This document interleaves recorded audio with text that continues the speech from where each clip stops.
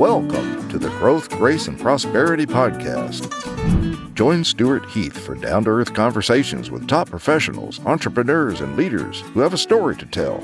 Let's get rolling. Hello, everyone. Welcome back for another episode of the Growth, Grace, and Prosperity Podcast. I am Stewart Heath, your host, the founder and CEO of Harvard Grace Capital. Very excited today that we have Mr. John Bowers as our guest today. He is an attorney and a law firm executive, what his LinkedIn profile says. John, thank you so much for being here. Oh, you're welcome. Happy to be here. Thanks for having me. Yeah, did I get that part right about... So I'm a proud non-lawyer, in fact. I'm the business guy. Yeah, you're not a lawyer. Okay. Yes, indeed. Great. All right. Well, can't wait to hear all about it. So, John, as you think back over your career, not that it's over or anything like that, but was there a time that that you would call a game changer? So, did you perhaps thought you were going to go be a musician on Music Row at one point, or and then you ended up working in law firms, and you know what put you on the path where you are now versus perhaps where you thought you were going to be?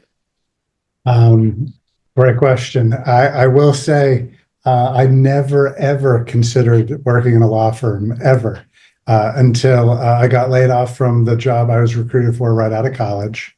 I was working in supply chain management for an automotive remanufacturer and enjoying it.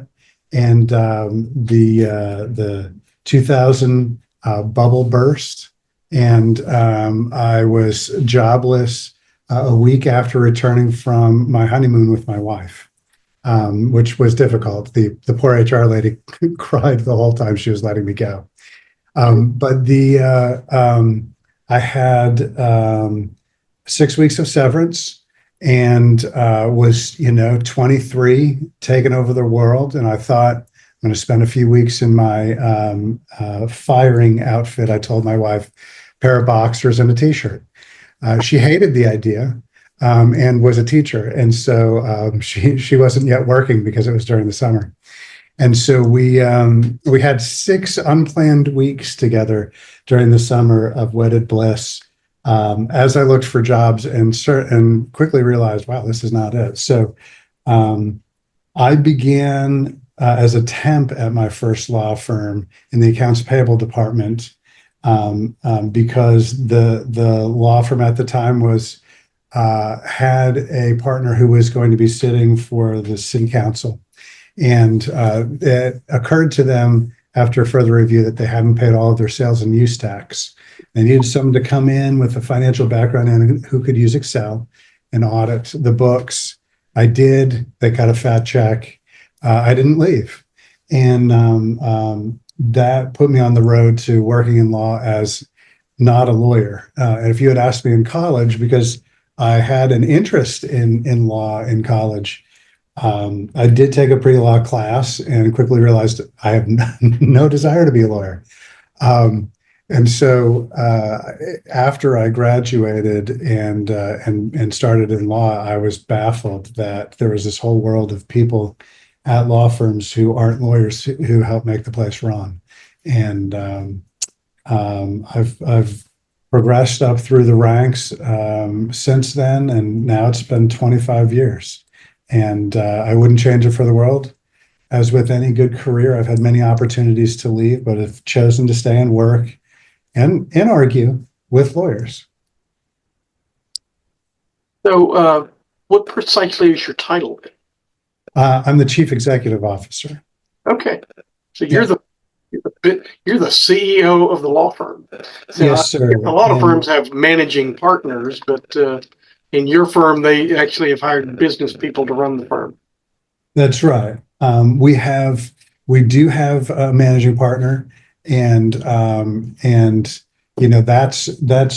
who I answer to. We answer to each other, executive team, and this firm has a different approach, a very non-traditional approach, and the two founders, Kevin Thompson and Walt Burton, have done a fantastic job running this firm.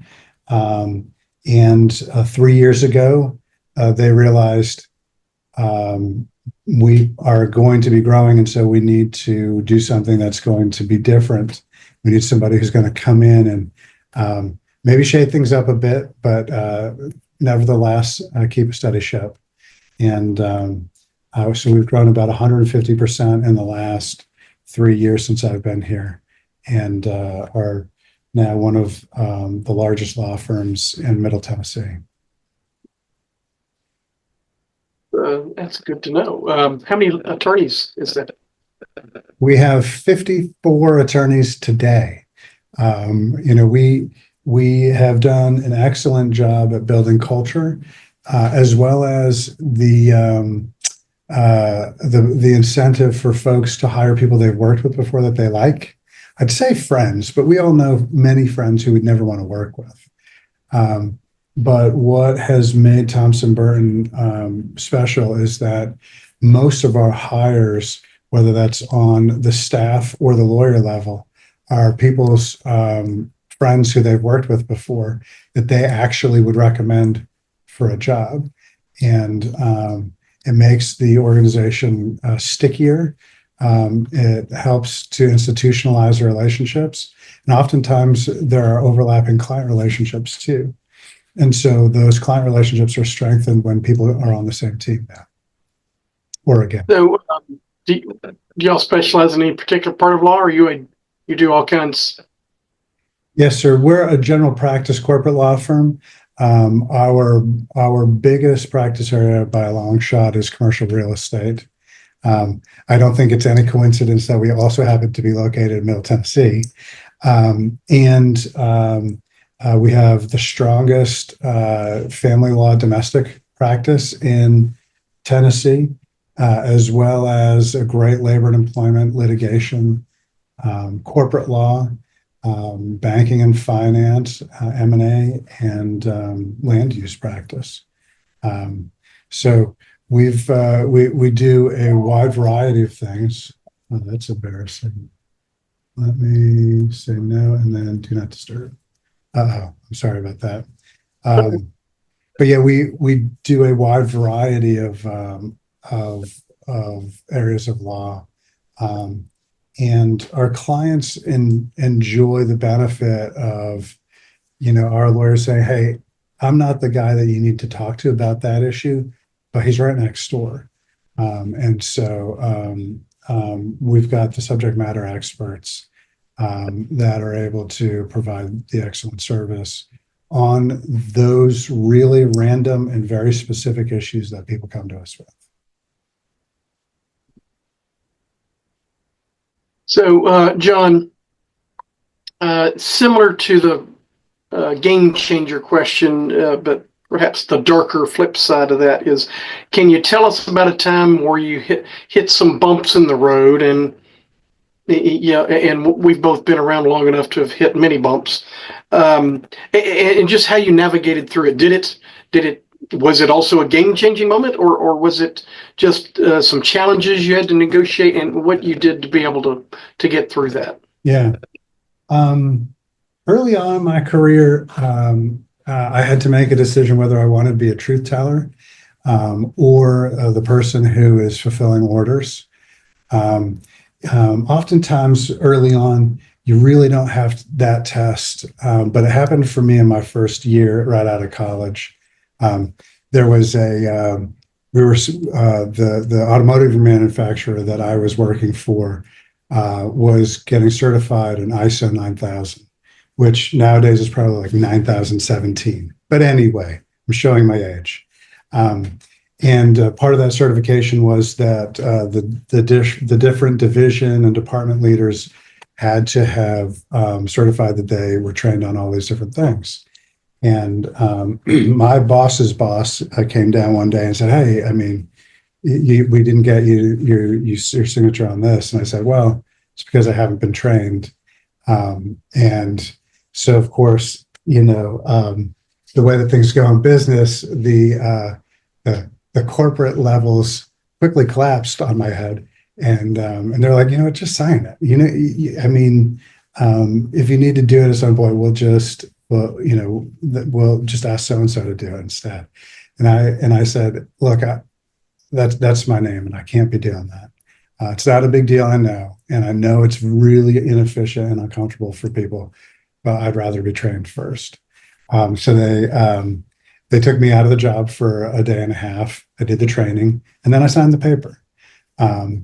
That wasn't a game changer so much as, I mean, I definitely upset people in my group.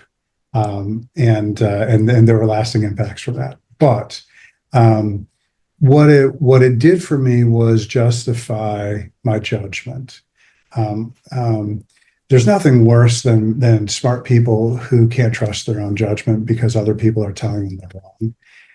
Everybody has a conscience, the Jiminy Cricket, and if you're unwilling to listen to it, that's a different story. But most people are willing and do readily listen to it. Whether or not they actually act on it is a different story. How that has changed the game for me is years later, not many years later, and so certainly probably isn't over yet. I got faced with the ethical conundrums and let's face it, the full-on moral problems. And I think digging in back then and seeing that it was justified has helped me along the way with those much more insidious times when it's just, well, it's just the numbers and it's kind of, it'll work itself out in the end. One of my favorites was at a previous firm. Well, I mean, if the IRS really cares, they'll audit us.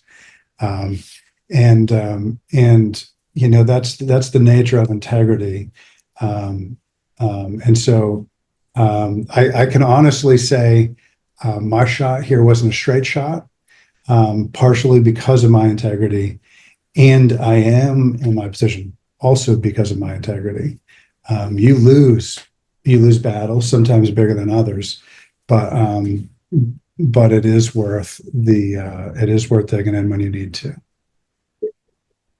People remember, even if it's years later. So kudos to you for that. So you are now a leader of a business. All firms are businesses. You're the chief executive officer. What do you do to stay current on everything that you need to know? I imagine some of that's organizational management, people management. You're probably overseeing HR to some extent, how to keep and train, retain people. What do you do to stay current on a daily, weekly basis? Yeah, I read from a purely inspirational, but oftentimes quite practical perspective. I read a ton of American history on the side. And it's often in the biographies and memoirs quite interesting when people face the hard times. There isn't anybody who had an easy go of it, no matter what their story is.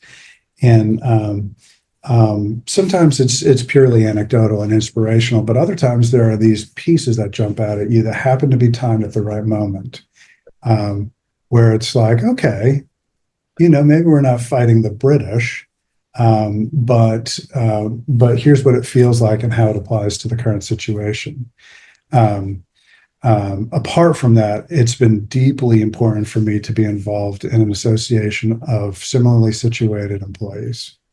For me, in my roles, I don't have a peer inside the four walls of the firm. I answer to the owners, and everybody else answers to me.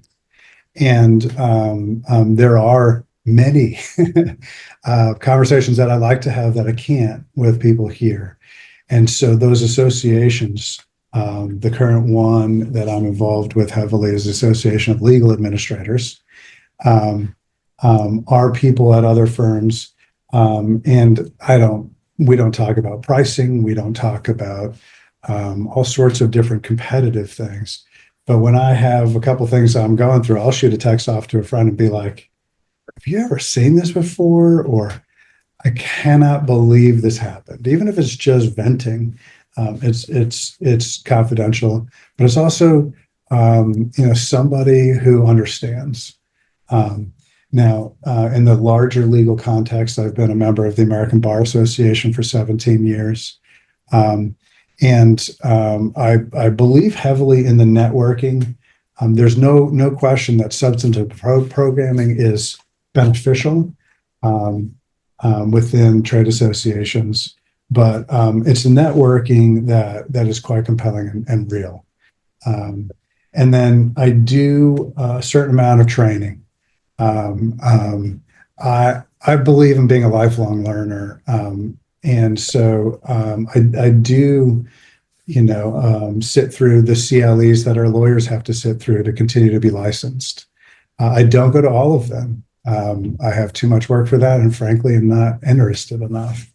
But to hear the lingo and to see the issues that are hot at the moment are a great way to stay sharp. And then lastly, and perhaps most importantly, I would say, I have benefited from mentors over the year, some of whom it's just casual, but in each of those relationships, there have been times that I've gone through, they've gone through, when just a listening ear is good, even if nothing's going on, a listening ear is good. They're always men. That doesn't make me a bad person. And they always tend to be older and more senior than me. And now I'm 48. There are a few that are younger that I believe in meeting with and doing coffee with. The net is they tell me the truth when I don't want to hear it. And vice versa. And I think that's an important relationship, and a bunch of men along the way have done that for me, and it's always good. What's it like being a non-lawyer, working with a bunch of lawyers? In 2000, for about 2 or 3 years, I had to justify my job for a long time. It wasn't that typical unless you were like a file clerk or a paralegal. It wasn't that usual for people like me to exist at law firms. And the more senior generations, when I would go in and meet with them, would be like, "What are you doing here? I can't believe we're paying for you." So early on, I did plenty of justifying my job, and frankly, it made me sharper. When you're in the heat, it's up to you to whether you're going to dig in and come out sharper or not. And I'll say nowadays, it's easier, right? If for nothing else, my title allows a certain amount of influence. But I think an appreciation also for what the lawyers do is something that I've always wanted to be engaged with, and they understand and see that. And so I always say that, it takes 18 months to build credibility with people. Before then, sometimes you win with bluff and bluster, but oftentimes it's just down to the nitty-gritty substance. Yeah. And after 18 months, people do start to believe you, and that you say you're going to do what you do simply because you have. And then also, people trust in you, which is a weight of responsibility. And so I see a good portion of my job as being not necessarily wielding influence so much as empowering confidence. I happen to be an encourager by the nature of my personality, and so I think that has been beneficial. The other part of it is in 25 years, I have seen the inside of many law firms, And so that outside perspective for people who've only been in one place is pretty invaluable. And again, so long as people are willing to tell the truth, that's the most valuable. So yeah, it is hard some days to work, to be a non-lawyer working with lawyers. But I don't think that that's any different than in any other industry. You know, for oftentimes, for one reason or another, a customer didn't like the widget that was made, and they pull a huge order, and someone has a bad day over it. You know, our character is defined by what we do when things go wrong, and I don't think lawyers are that much different. I think my litigators just argue more about it. Do young lawyers coming straight out of school and joining a firm, do they understand that it's a business? Not initially.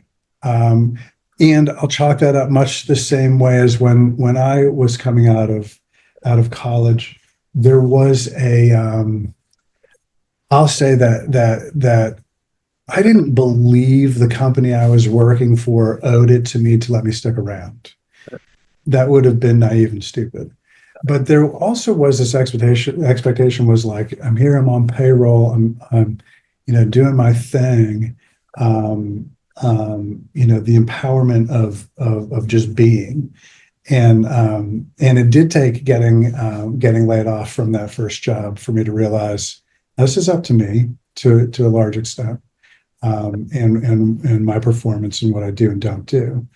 Young lawyers coming out of law school have done not just college, but usually right afterwards law school. We actually spend a decent amount and put a good amount of weight on people who have gone through college and worked professionally for a year or two or however long before going to law school, because it provides them a different perspective when they're inevitably just consulting for these business people than the people who were like English majors or music majors and then decided to go to law school. And so I would say the young lawyers do take some time to settle in and need to then transition into the, what am I going to do to contribute? And I think our firm does an excellent job at incentivizing them along that path. That's a little bit different than a lot of other law firms, merely because we don't say, hey, you don't have any clients until you've been practicing for 8 years. We don't care. we encourage them to build their client base from the get-go. The most important thing is to be an excellent lawyer, because it doesn't matter how good at business development you are. No one wants to hire you if you can't actually do the work you're being paid for. Yeah. All right, let's pivot for a bit. I don't know if you've watched any of our other episodes, but we always like to talk to our leaders about what they do personally with their investable cash. I'm not talking about any dollar amounts or account numbers or anything like that, but people who've reached the top and had some success.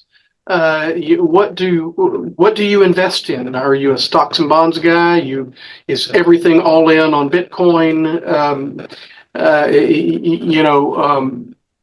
What do you do with your investable cash, your investable dollars? So. Yeah, good question. I will say I'm far too conservative for Bitcoin. My dad read me the Riot Act when I bought a brand new car when I was like 22. He couldn't believe it.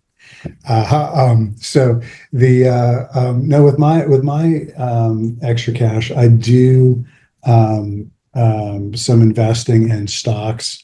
I generally don't sink into bonds that much, simply because I don't feel like I understand them that well.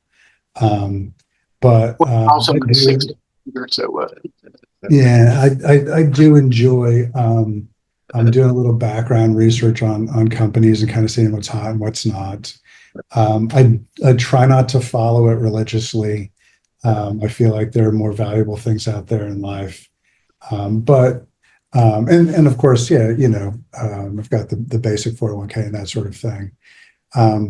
One of the other pieces, I've got two kids, and so their college fund is in a Roth IRA account that I generally kind of have the most fun with, and it's been successful. So I'm not risking their college futures, but rather than doing a boring old 529, which may be safer, Lord knows in our current market, it's probably a little safer.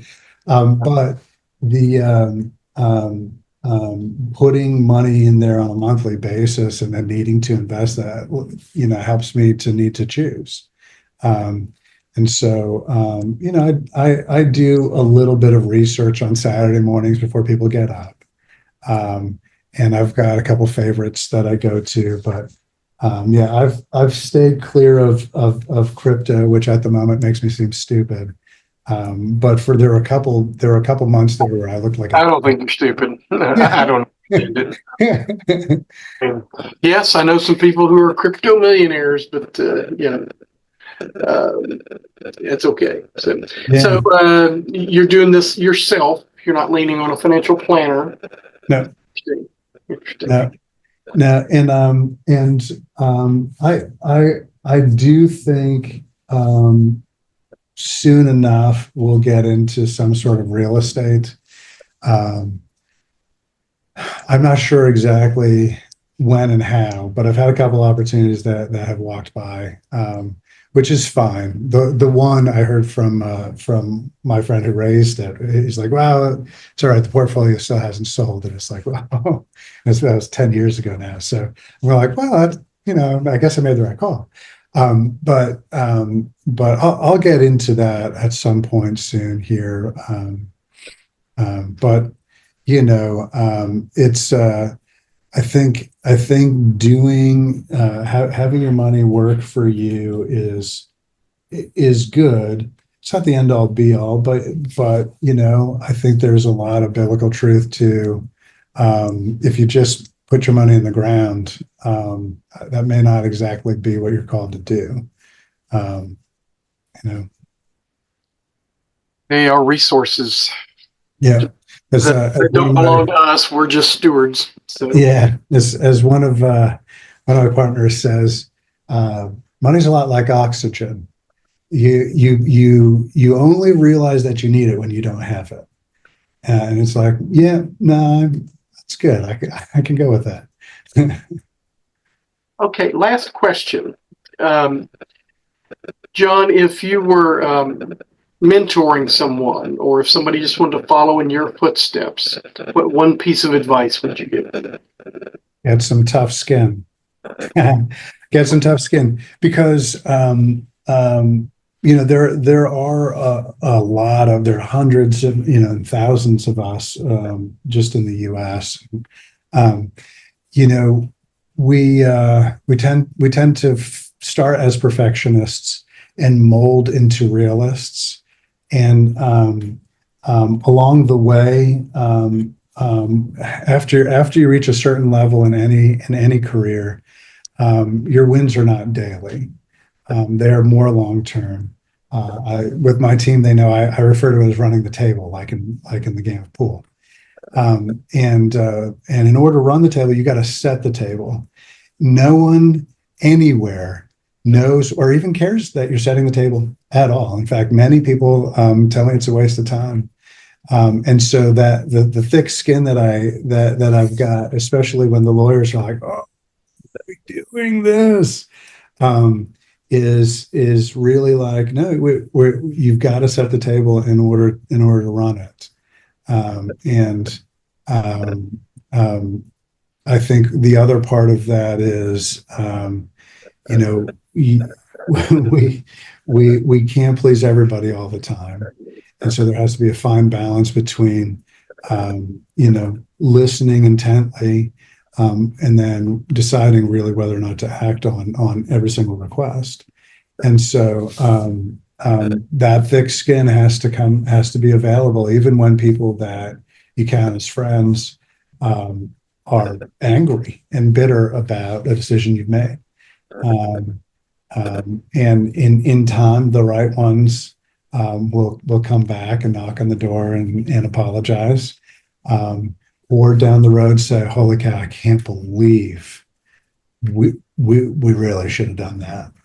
Or, "Yeah, I guess you were right." And it's not a pride thing so much as just a relationship thing. I do that with other people. And so it's important to have thick skin, especially being a business guy at a law firm. Yeah. Yeah, I would imagine so. I think it's true in almost any endeavor in life. So anyway, thank you so much for your time. If anybody in the audience would like to be able to get in touch with you, how would they go about doing that? Well, on thompsonburton.com, I've got a bio up there on the business professionals section of the website. And I've got a telephone and email address there. Okay. Otherwise, john.bowers@thompsonburton.com. We'll make sure that gets into the show notes. And again, anybody with a C-level title we know does not have a lot of time. We appreciate you sharing yours with us. Yeah, and thank you to the audience for watching this episode of the Growth, Grace, and Prosperity podcast. Hope that you will come back and watch another one. Thanks again, John. You're welcome. Thank you, Stewart. Thanks for tuning in to the Growth, Grace, and Prosperity podcast. If you'd like to be a guest, visit growthgraceprosperity.com/guest. We'd love to hear your story.